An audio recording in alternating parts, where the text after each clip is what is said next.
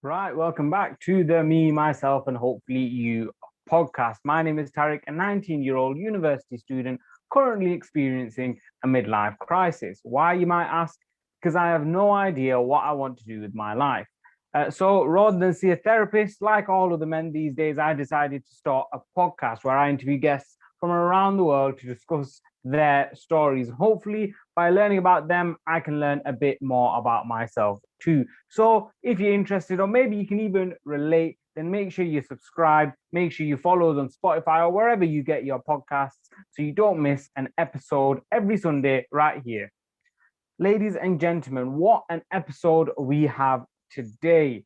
My guest at this time went from high school troublemaker to apprentice star to founder of Hiddn Travel and chief noisemaker. Yes, chief noisemaker, whatever that is, we'll find out later on at Hussel Marketing. He tells me more about why he had issues in school, including being kicked out of many colleges, what it was like growing up with a single mom and living with five other children, the process of being part of the business style reality TV show, The Apprentice, where most of you probably have heard him from, and so much more, including the true reality of being an entrepreneur and how social media has glamorized the lifestyle. Please join me in welcoming hustler, grafter, and all round great guy, Lewis Ellis. So, Lewis, I just want to start off with just asking you two, just quick fire questions, just to get to know you a bit more. Actually, sorry, no, just the one quick fire question. Sorry, two quick fire questions. Yeah, I've got them written down. I'd say the first one is, who would you say is your role model? My role model, in school, I remember we got asked this question. I did Michael Jordan back then. Oh, okay. Michael Jordan, He's because he was sick. basketball, yeah. Yeah, what he'd done with, if you look at his story, there's actually something called The Last Dance on Netflix at the moment, I which was just goes, about to say, yeah. yeah, it's really good. He was my role model as a kid. My role model now would probably be, I quite like Duncan Bannatyne's story. I mention him quite a lot when I'm talking. I quite like they're coming from nothing, starting a small business, working your way up to the next level, next level, next level. I find those stories very, very inspiring. And it's because you do it on your own and there is no shortcut. There is no fast fix. There is no support from a rich family member. It's just all graft, graft, graft. So, I tend to find I'm more attracted to those types of stories. Yeah. So I'd say Duncan Bannatyne is probably a great role model. I would have said Lord Sugar, his actual books down there. I used to read it. Who have I got on there? At the moment, I've not even read this yet. Tony Robbins. Oh, yeah. It's quite interesting. I've not actually read his book yet, so I can't tell you if they're any good, but I tend to read people's life stories and try and find interesting things about their stories that I can align with my own life and also look for ideas that I can implement as well. Yeah, I need to check out the Michael Jordan ones because everyone buzzed about that when it came out because it meant it smashed a load of records. I remember on Netflix. Yeah, well, it's interesting to see how different he is to other basketball players and how he became a franchise within his own right, his own name. It's and he's gone on to inspire other athletes through that. Like if you look at sort of the way Cristiano Ronaldo sort of presents himself and the brand he's got, and then you look at Neymar, and I think Neymar and Jordan have got something going on now as well. Neymar X Jordan shoes or something like that. So it's it's an interesting pick. It definitely is. The final one is a quick fire question: is if there was tragically a house fire and everyone survived, but you could only save one item, what would the item be? And you've got your phone, you've got your laptop. Say again. You've got your phone and your laptop because you normally have them with you. What else would I save? Probably the car. The car keys. In your okay, right, okay. Your car keys. Because phone and laptop, I would have said laptop and I would have said phone. They're the two main things I used to work, just the laptop and my phone. The other third thing is that the car keys, because I need to get to and from offices. It's quite sad, really. Like my whole life revolves around work. I say it's quite sad because, there should be other sentimental things. I'm looking around the room thinking, what would I take? Like my skis are there, suits, all that shit's irrelevant to me. I just don't. I actually don't buy much stuff. I don't really care. Because all I care about is all I've said I wanted to do since I was 21 years old is start a business. So the only things that would affect that would be travel to and from workplaces, laptop and phone to work. Like it's quite. I know it's quite a boring answer, but literally that's all I'm about at the moment. No, to be fair, you're a grafter. Like I said before we started that I've followed sort of what you've been doing on Twitter and on LinkedIn, etc. And I've seen that you've got this mindset of, and I've got a quote here where you said that you want to be someone that other people look at and go, look, he started from nothing, like you mentioned earlier, and has achieved, greatness, has achieved great things. But I just want to almost step back a little from that and go from before you were 21, where you decided to you wanted to set up a business. I want to go back to sort of earlier on. Now, you obviously, I don't know if everyone knows, but you grew up with a single mum that had to feed six of you for four children and then two cousins, I believe, and then was also trying to fund herself at university to study mental health. What was that like growing up? It's very busy, mate, to be honest. Like, it was just, my mum was always out grinding. I was usually babysitting. It's tough for anyone that's not got, I always say, rich family. Like, it's not a bad thing to have money. It's not a bad thing to have support from your parents. And if they can, great, you've got to step up. But a lot of people don't have that. And so, yeah, it's tough well, there's no one to really follow the lead of either. You know what I mean? There's no one to ask questions, bounce ideas off, especially when it comes to business and things like that. It's kind of just me, myself, and I, as sad as it sounds. Yeah. So it was different in the terms of, like, obviously I learned the things that I didn't want. I didn't want my life to be the same way as other people that were in my extended family. I wanted to be completely different.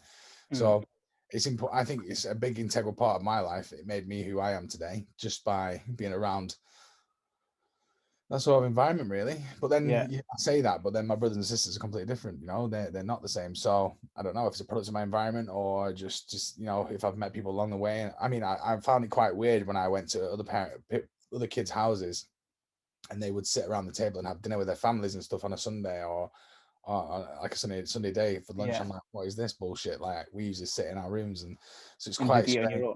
Yeah, it's quite strange. But it made me kind of who I am today. It's guided me into chasing my goals and my dreams.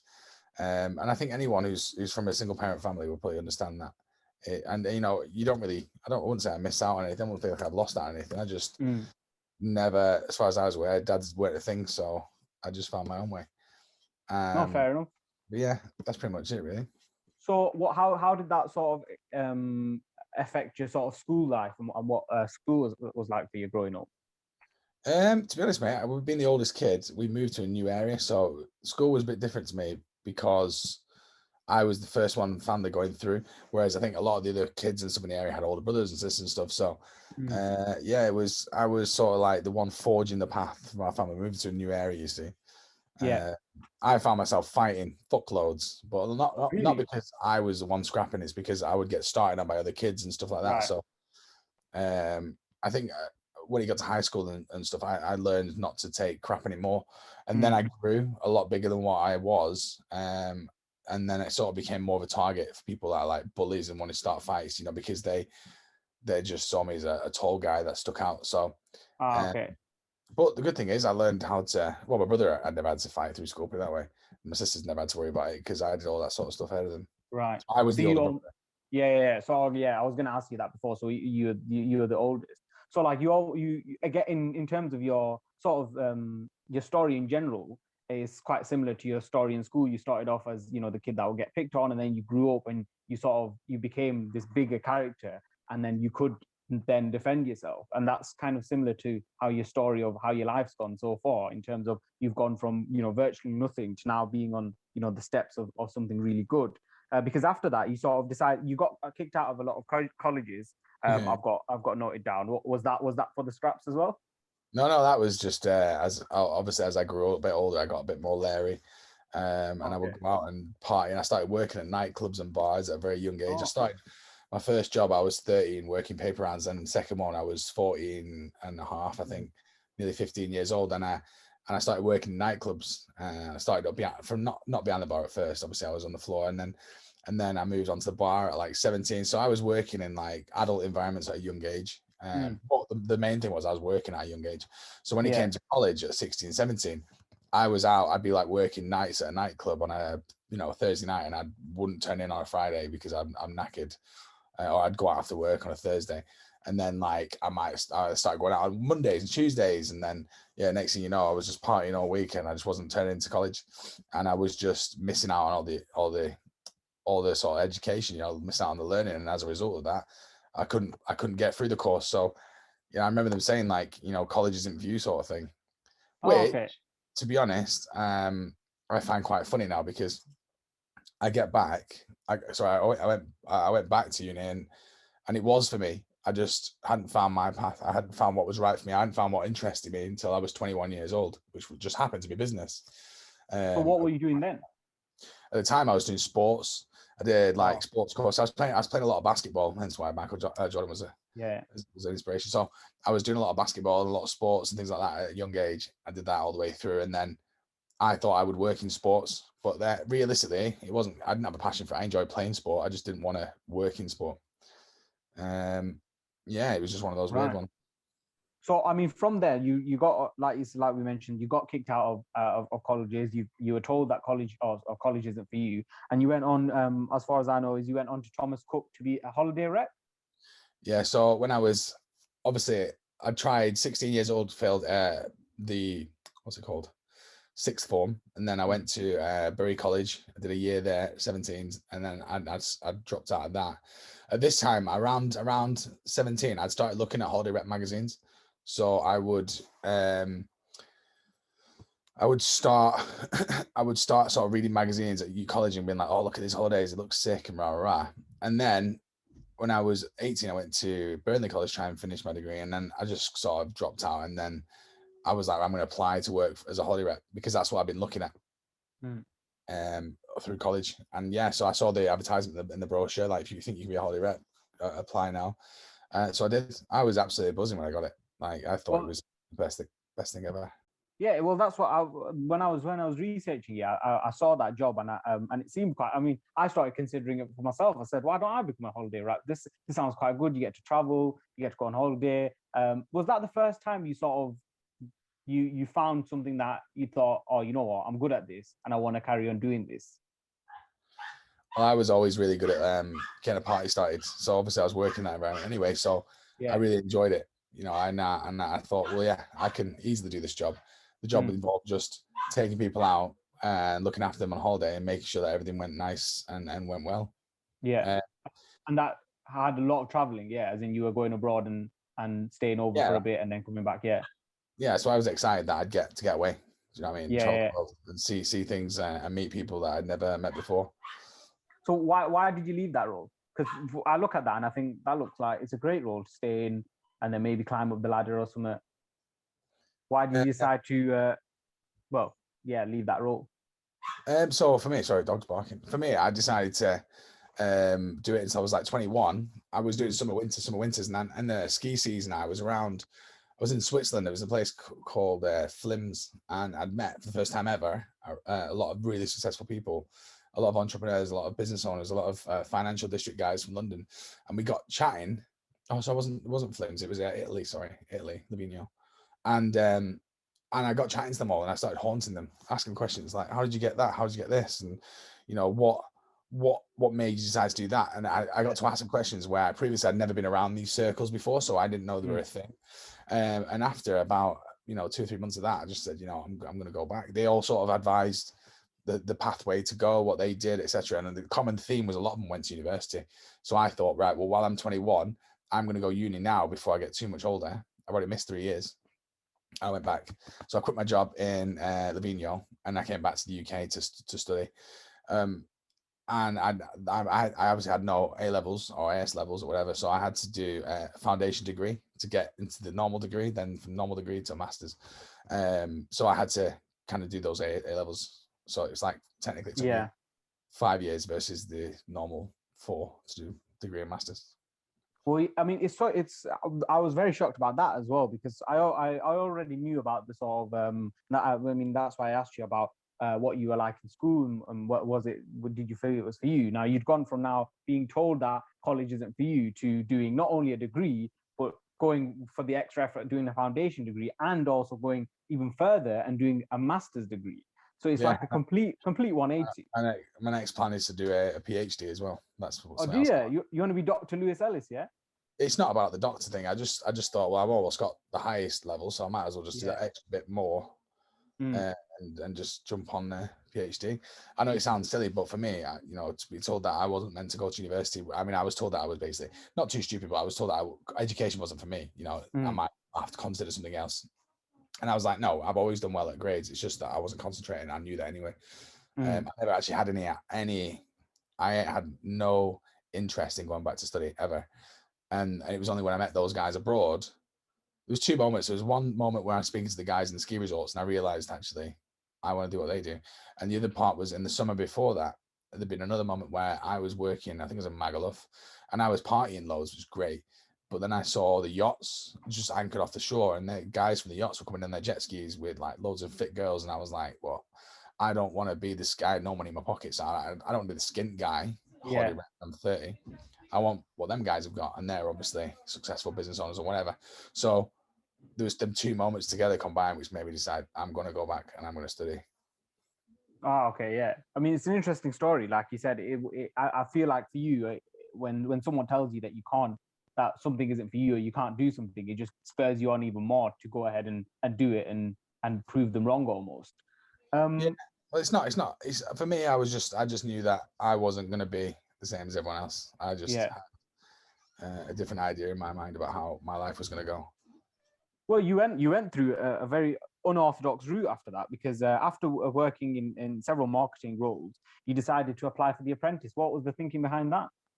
Yeah, so I'd been working for 2 years freelance on my own. So I'd already been grafting away, working around a full-time job and going to the gym. So I'd kind of go 9 till 5 at work and then go gym 5 till 7, and then I'd go home and work like 7 till 1 in the morning every night. And I've been doing that for 2 years around my job. And I'd also started documenting, I think it was like in 2014, 15, something like that. I started documenting this. I was deciding I was going to start an agency because I knew that was a good way to make some money. But I also thought if I'm going to expand my career in marketing, I worked my way up to starting an agency one day. So I actually would go to networking events around Manchester every week. I'd find at least one. I'd just hang around and talk to everyone there. And after a while, I then started interviewing people. So if you go on my old YouTube videos, there's like videos of me interviewing agency owners. Yeah, I have. Yeah. So I would purposefully go out my way to find people that were doing what I wanted to do and ask them questions. So I did that. And then I'd also started freelancing whilst working full time.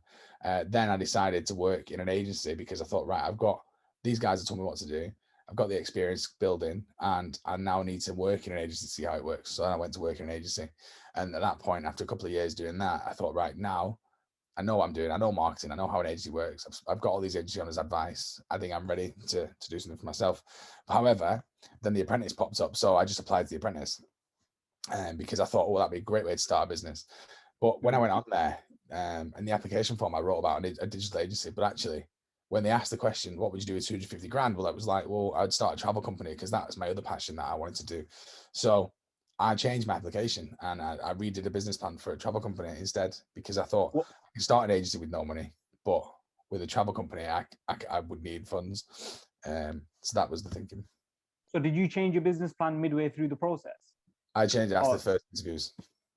Oh, okay. Wow. I said, give me 2 minutes now. Give me 2 days. 2 weeks, and I'll come back with a better business plan. And they said, well, if it's any good, then we'll consider it. But they went, we don't think that we would consider it, even because obviously you're applying after you've already applied with one. But they did. I spent a lot of time doing that, and I pulled it together, and I think they liked it. So. So when you actually got the sort of nod that you were going into the house and you were going to be in the process, what was that feel? Were you like, did you think you'd actually get in? To be honest, I don't know. It was really intensive. There was a lot of people applied. I think my year was 75,000 people. So obviously, I didn't think at first I had any chance of getting in. I just applied because, I thought, well, it's for me. But then when I went to the interviews, I thought, well, actually, maybe I've not got a chance. There was a lot of successful people there, and I thought, maybe they're gonna go with those guys. But no, I just kept going to the interviews, kept going through the processes, and eventually, after 2 or 3 months of interviews, I got told I was gonna be on it, and I was like, that is sick. It's very exciting, but obviously I had to quit my job, and I had no backup money, so I went straight into an overdraft, and I had to pay my bills while I was in the house, and I was gone for 3 months. Wow. So there's a lot of risk with it as well. Do you know what I mean? I Yeah. came out very, very like struggling, proper struggling. I did it with no money, and yeah, it was tough. But I believe in taking opportunities when they come up. So it was a tough opportunity. It was a tough opportunity, and it was like difficult to support my bills and everything while I was in there. But in my eyes, it was a no-brainer. There was no way I was missing out on an opportunity to create something amazing. 100%. Do you think that the fact that you sort of went there without, because that was almost it was almost all or nothing for you, whilst for potentially for other contestants it was, well, I can go home and I've still got money or whatever. For you it was, I'm sacrificing everything, I need to make it far, and that's why you went so far in the process. I don't know. I don't know if I thought like that. I don't think I even considered it like that. I guess I was sacrificing everything. I sacrificed the job. I sacrificed not being in debt. Like for me, it was a big deal. But I don't think I ever thought of it like that. I just thought, here's an opportunity. I'm going to grab it with both hands and run with it. And I sort of, I've been doing that for a long time. You know, but the weird thing is, I started documenting this sort of stuff a while back, because I was saying to people, I'm going to own a business one day, and they were like, what? And I was like, not a fucking clue, but I'm going to start one. And they were like, well, how can you say that? I'm like, trust me, I just know. So for years, since I was 21 years old, I've been saying this. People thought I'm mental, you know, and then I've never changed. I've just continued to try and learn, continue to try and do things. And I've started other little small things along the way, do you know what I mean? Like, but nothing really caught my eye. And I knew marketing was obviously an avenue I was going to go down, but the travel was always a passion that was there underlying. But it's just, I guess it's self-belief. You know, I always believed that I had to have some sort of knowledge of a secret before starting. I always thought there was something I would have to know.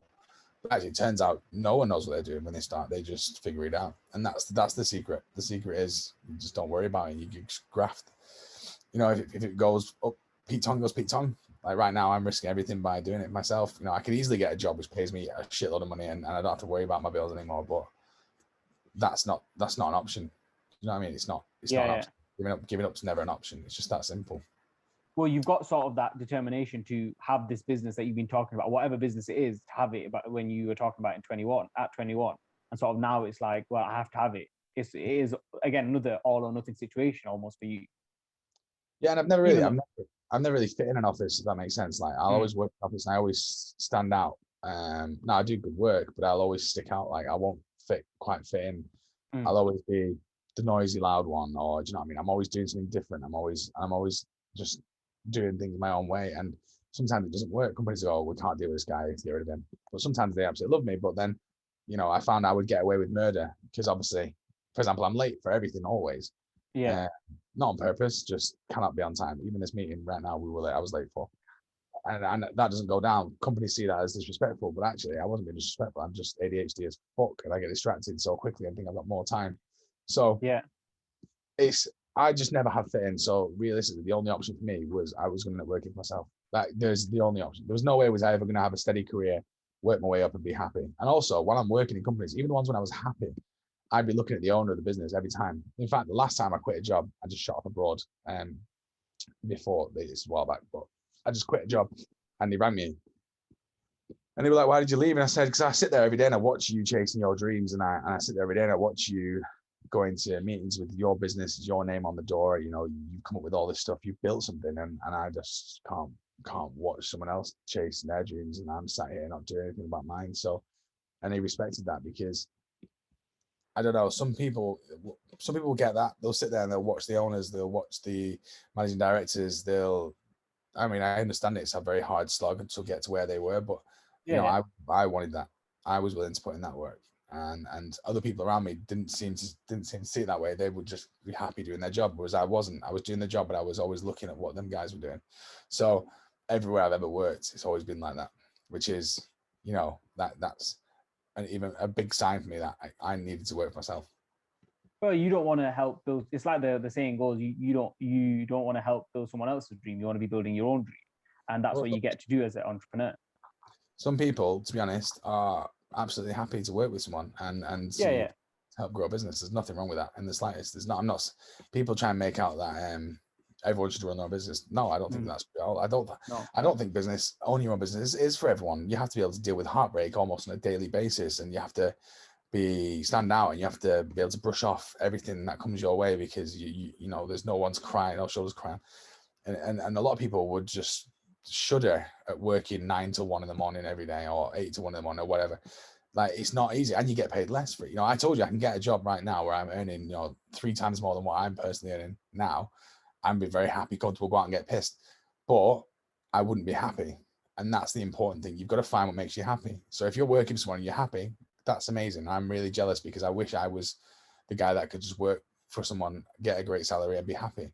Yeah, But when I've had a great salary, because it's not just about money, when I've been working with someone or I've been doing something, I've just not felt happy. And that's the problem. You've got to find you happy. And for me, the only thing that ever has made me happy and calm is like, I've wanted to be involved in business. I didn't know what it was, didn't know. I just like making things. I like building things and trying different things. And I like failing at things as well. It sounds silly, but I like trying something and it goes tits up, like, because you learn something new every time. Sometimes it's tough because you lose money, but I like different things. So you've got to find what makes you happy. And for me, this is my happy thing. This is what makes me happy.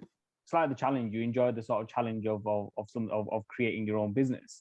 I haven't got this written down, but do you feel like sort of things like Instagram and social media have glorified what being owning a business actually is, and made it as if it's dandelions and roses when it's really not?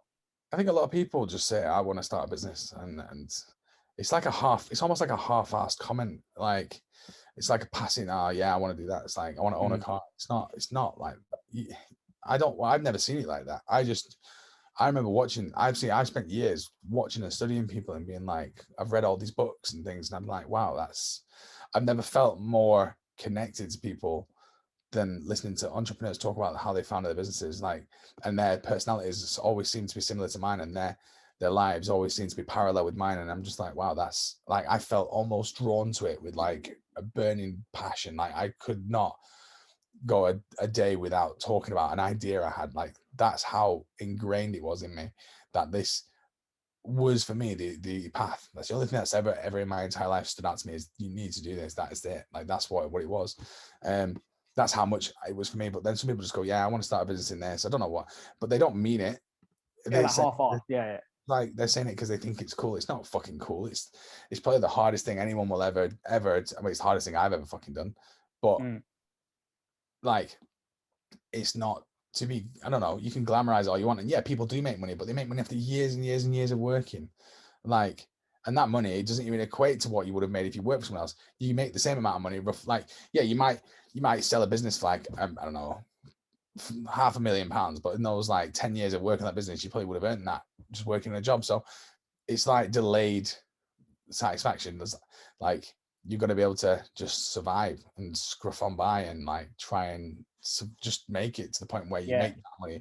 Whereas actually, if you get a job, you earn that all the way through anyway. So I don't get this whole glamorizing it thing. I don't like it either.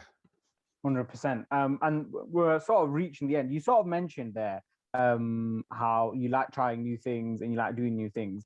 After The Apprentice, you set up Hiddn Travel, which you said was your passion, traveling. At the pandemic, you ended up setting up Hussel Marketing, and I think from your LinkedIn, you're chief noisemaker at Hussel Marketing, which I think is a brilliant title as well for a job. What was the thinking behind setting up your own marketing campaign in the middle of the pandemic, or marketing business? Sorry. Well, I lost my job, so I was working full time, okay. and and I had no other option. So I was basically like, well, shit. No, my only option is to start a business. I guess that's what I'm doing. I wasn't getting hired. So for me, that was I've always liked business, but I've never had the balls to do it without any backup. You know, I've always done it around the full-time job. So when the full-time job's whipped away from under your feet, then, you know, the only option left is to start a business. There's nothing else that I could do. So, and that's what I did. I said, right, I took my money out of Bitcoin. Very annoying, because it would have been like 60 grand at the moment. So whatever savings I had, it was in Bitcoin. So I took it out, and I basically said, right, this is going to last me 2 months worth of bills and like survival. So I've got 8 weeks to make this work. And, you know, I just started, and you know, we've picked up quite a lot of clients, to be honest, and we've worked with a lot of people. It's amazing how many. I didn't realize how many people would find me, because I've not actually picked up the phone yet and tried to sell anything. It's just all inbound. And it's, I mean, yeah, it's doing well, but it's nowhere near what I want it to be. Not even the slightest. It's probably 10% of where I want it to be, in terms of, you know, how we work and the size of the company and the clients we work with. So there's a lot of stuff left to do on it. And Hiddn Travel's just sort of been paused. It was ready to go. I was ready to go with it, and I had no option but to pause it. And it's a bit shit, that, but yeah, it is what it is. I was ready to launch it. You know, I took out loans to start the business, and I literally, the only option I've got now is just to wait. So I mean, I just the second to last question again. I didn't know this. The Bitcoin story. So you took out everything you had in Bitcoin.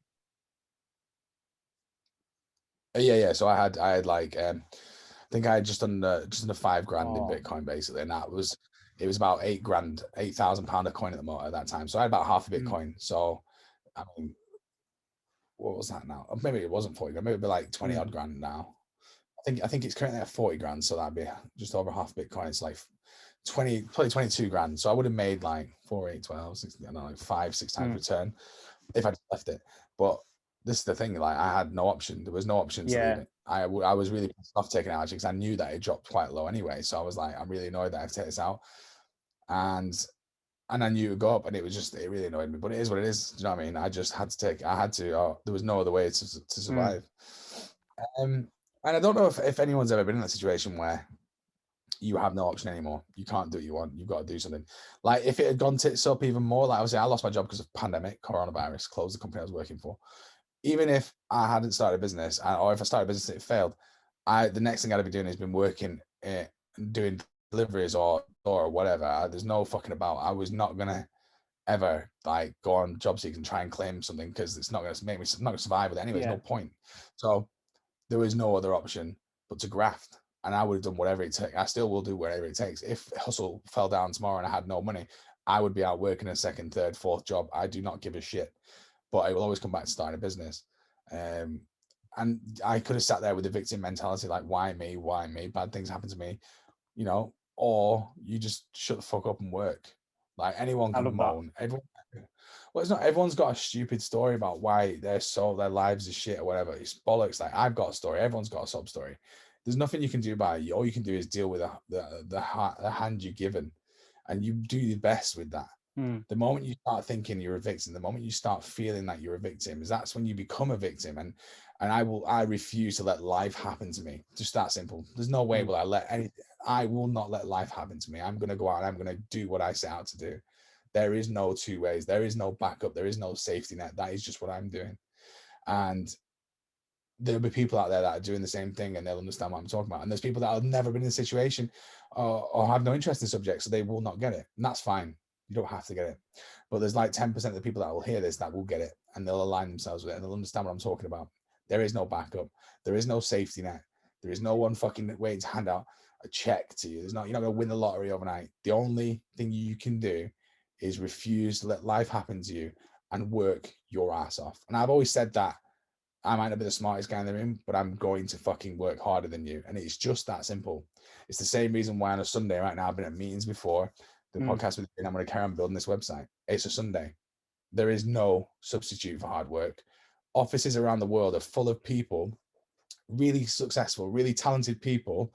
Really talented people that are unsuccessful, and they're, you know, better than me at marketing, or they're better at me at travel or whatever. And the reason that they are unsuccessful is because they have never given it their all. And I refuse, I say it again, refuse to let life happen to me. I think at that point that you find yourself in a situation where you're just like, don't know how I got here. Stop, pause, do everything you can do, make as much noise as you can do, go fucking mental, get yourself out of that situation, because you're letting life happen to you. Next thing you know, you turn around and 10 years has passed you by. And I refuse to ever let that happen to me. I love that. I think I do have a sort of final question. And I 100% agree with everything that you sort of said. I feel like the pandemic has almost has weeded out the weak in some ways. Like, the weak just sit there, victimize themselves, but the strong actually go, you know what, I'm not gonna, like you said, let life happen to me. I'm gonna make, I'm not gonna break. My final question to you is, if you could give yourself some advice when you were 20 years old, what would that advice be? At 20, I'd just probably say, I mean, look, I haven't made where I'm trying to go yet. I'm not. I'm getting there. I'm getting closer, but I still haven't got anywhere near where I want to be. Not in the slightest. So I don't know if it's all going to be okay. I was going to say I'd tell myself not to worry about it, but actually, that's not what I would have told myself, and it's not what I tell myself now. Like, I don't know if it's going to be okay. I would just probably try and relay the information I just said there, which is it's going to be tough. It's going to be hard. There's going to be no one there to help you. You just got to fucking do it yourself. You got to graft else. It's just that simple. I mean, that's something I've learned over time. That's something I've learned after, working abroad. I came back that summer at 21, so a year after you're asking me to tell myself something. And it's taken, 4 or 5 years to figure that out. And so, the only information you can relay to yourself is you're just going to have to work harder than anyone else. Well, when you get to that point though, like I found it when I was freelancing whilst working full-time and going to the gym, I realized I was working harder than everyone else around me. And although I wasn't making money, like really, I was, but I knew that it was only going to go somewhere positive. And I actually wrote like a manifesto. I put it on my LinkedIn, my Instagram, sorry, right back in 2016. I wrote this manifesto saying, I am not going to be like anyone else. I am not going to let life happen to me. I am going to be different. I am doing this, and fuck anyone that says, and I literally said this on an Instagram post, on notes, and I shared it. And then I did a video on YouTube saying pretty much the same thing. I've been saying the same shit for 5 years nearly now.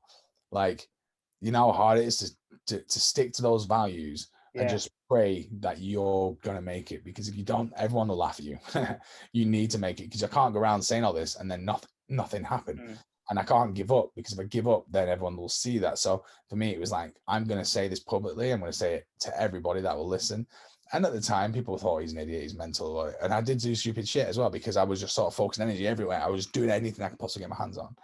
But I have not changed. I have stayed that consistent, and I just continue to work hard. So all I could tell myself at 20 would be, stop fucking about, start work. Thing is, at 20 though, between 20 and 25, I was still working away in the summer, and that I think it's important to still.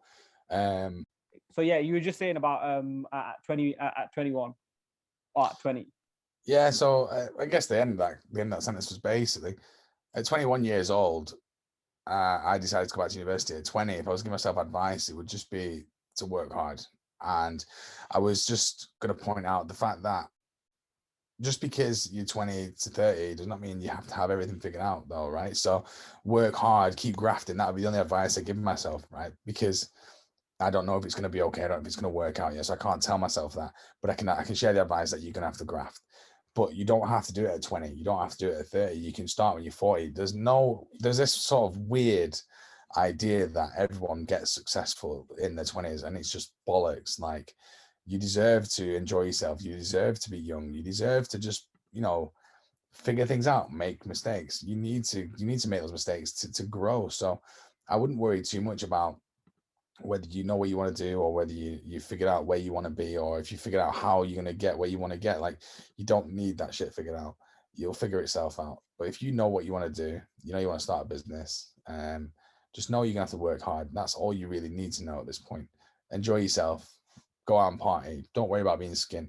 While you're young as well, like, it doesn't matter if you're skint, right? You're not going to have many commitments. You're not going to have many bills. So yeah, it doesn't matter if you make a mistake. What's the worst that can happen? You just start again with no money. You had no money to start with. Like, it literally makes no difference. That's where I got to. I was just like, it makes no difference if I fail. I'm going to make no money anyway. Just lost my job. So if I fail, I lose no money. And if I start, I've got everything to gain. Yeah, so yeah, you can start at a young age. You can start in your 20s. You can start in your 30s. You can enjoy your 20s. There's nothing right or wrong about it. But if you want to start a business, at least you know what you want to do, and you can start to take the right sort of steps. And that is it for today's episode of the Me, Myself, and Hopefully You podcast. Huge thank you once again to Lewis for taking the time out of his extremely busy schedule, as you might have heard that he mentioned on the show, and coming on as a guest. I really did enjoy it. Hopefully next time, though, we get a bit more time to delve deeper into the topics that we discussed today. If you enjoyed today's episode, though, please do smash that like button. If you watch till the end, I always say this, but let me know in the comment section below, or give me a message on social media. I'm always grateful for that. And don't forget to share and subscribe so you don't miss next week's episode. Now, I know I always say that this is an amazing episode, and obviously I'm going to say that. I'm not going to say it's a bad episode. But next week's episode, I didn't think I'd be able to top it after I got Lewis to come on. But next week's episode might just do that. I sit down with former Metropolitan Officer, undercover cop, and current fugitive hunter, Peter Blexley. He tells me more about all his experiences in the police force, discusses current issues with the police, and his hunt for Kevin Paul. I didn't think today's episode could be top, but maybe next week's can, so you don't want to miss that. But until next time.